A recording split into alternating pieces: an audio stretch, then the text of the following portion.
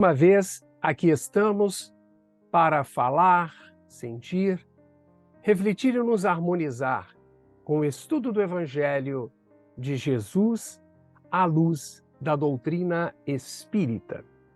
E como sempre gostamos de lembrar, solicitamos aos nossos amorosos amigos espirituais que continuem nos amparando nesse singelo trabalho e nos fortalecendo nestes momentos de grandes desafios.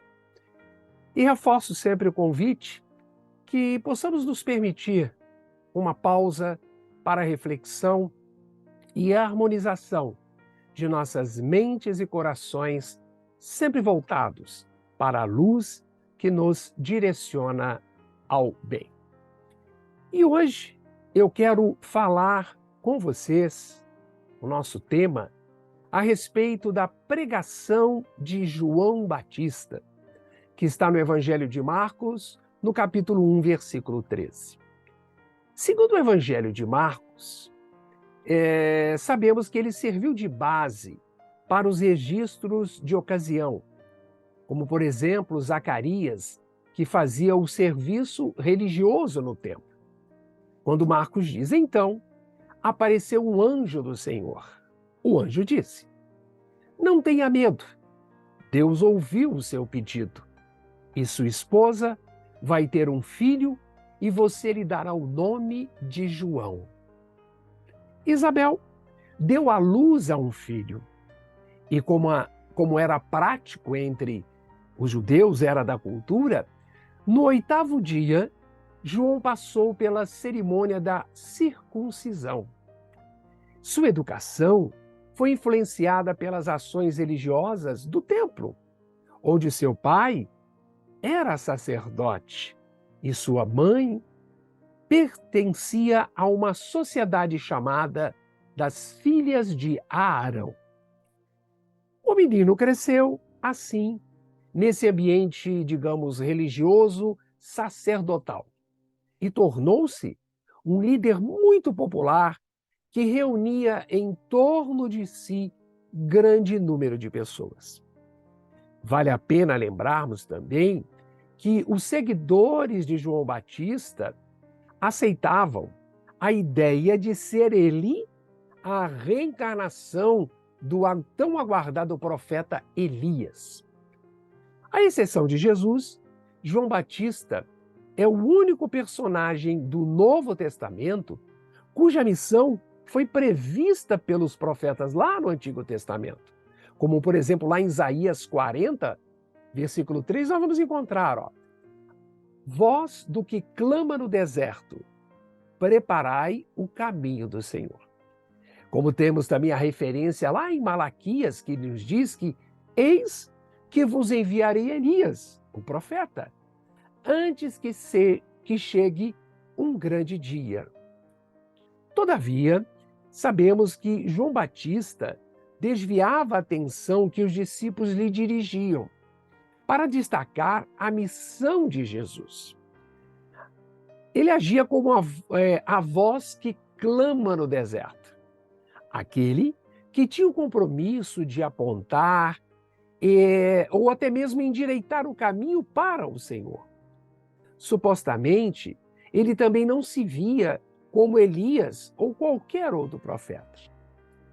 O seu compromisso era, acima de tudo, anunciar a chegada do Messias. Digamos, preparar os caminhos do Senhor e convocar quem? Os irmãos judeus para o batismo.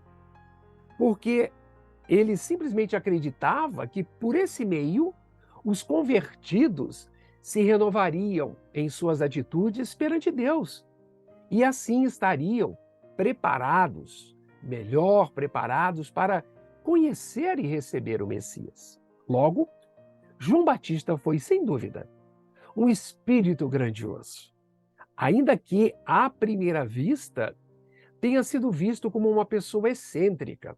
Por quê? João Batista perambulava pelo deserto, cobria-se com peles de animais e se alimentava frugalmente, algo não tão comum à época. Também possuía um temperamento impetuoso, relatado nos evangelhos, que não se constrangia em apontar erros de interpretação da lei de Moisés. Era um grande desafio à época. Ou até mesmo aos comportamentos imorais dos praticantes da religião. E vejamos que o próprio Cristo reconheceu em João Batista a sua grandeza espiritual quando anunciava: em verdade vos digo que entre os nascidos de mulher não surgiu nenhum maior do que João o Batista. E, no entanto, o menor no reino dos céus é maior do que ele. Desde os dias de João Batista até agora, o reino dos céus sofre violência e violentos se apoderam dele. Porque todos os profetas, bem como a lei, profetizaram até João. E se quiserdes dar crédito, ele é o Elias que deve vir. E finaliza Jesus: quem tem ouvidos, ouça. Interessante, amigos, que fomos encontrar algumas palavras maravilhosas do Espírito Amélia Rodrigues sobre João Batista, quando ela relata essas palavras de João Batista direcionadas aos seus discípulos e simpatizantes a respeito de si mesmo e de Jesus. Quando João Batista anunciara anteriormente, lá em Marcos, capítulo 1, versículo 8, eu vos tenho batizado com água, ele, porém, vos batizará com o Espírito Santo, indicando que o Messias é superior em poder e ofício, em sua missão e pessoa. O que nos é dito aqui é que sua espiritualidade é superior. Por mais que tenha sido João, não poderia ser considerado o Messias, como alguns supunham à época. Porque alguém maior, muito maior, haveria de chegar. Ele sim se apresentaria como a verdadeira luz do mundo, seu pão, seu Salvador, seu Senhor, para resolver todas as questões de lealdade.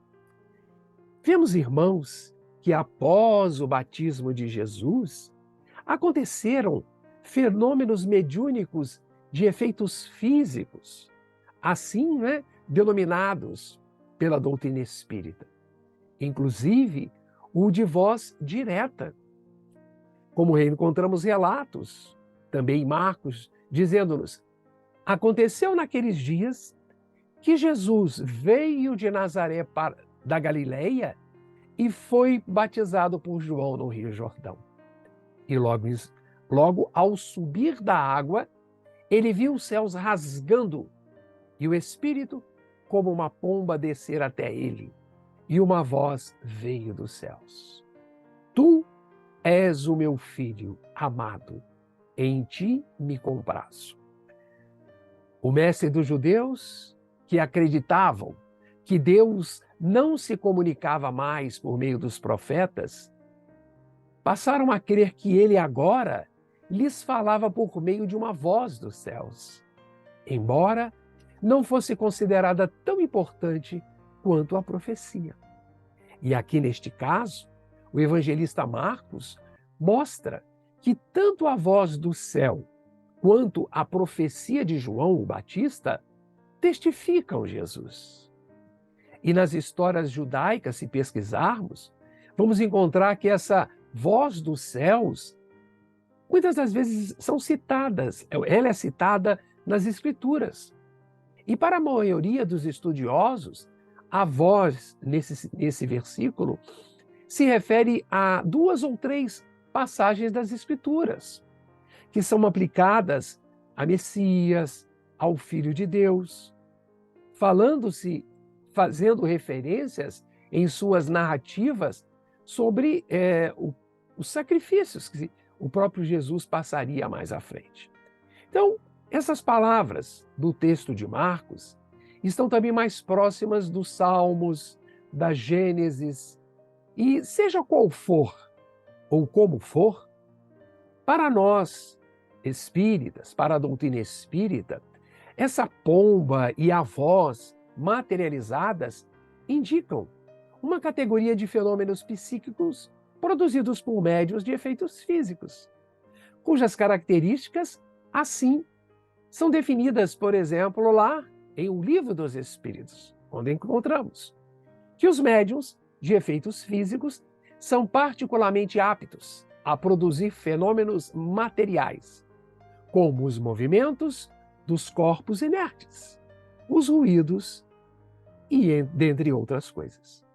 Podem ser divididos em médiuns facultativos e também os médiuns involuntários. Os primeiros, os chamados médiuns facultativos, simplesmente têm uma consciência do seu poder e produzem os chamados fenômenos espíritas por ato da própria vontade. Assim fica mais claro. Porém, os segundos, os denominados médiuns involuntários ou naturais, são aqueles cuja influência se exerce à revelia deles. Eles não têm interferência. Eles não têm, digamos assim, uma consciência do poder que eles possuem. E muitas vezes, o que se passa de anormal em torno deles não lhes parece, de modo algum, algo extraordinário. E isso é próprio da natureza que os anima. Exatamente como tem sido nas missões que a divindade somente vai confiar aos seus mensageiros diretos para o cumprimento dos seus desígnios, que é a melhoria constante. Mesmo sem supor que João Batista, para finalizarmos, fosse aquele que trouxesse uma revelação maior, foi sim enviado por Deus para transmitir a sua palavra também aos homens, como fortaleceu-se muito além do que um simples profeta. Portanto, também seria um dos reveladores do Messias que haveria de vir.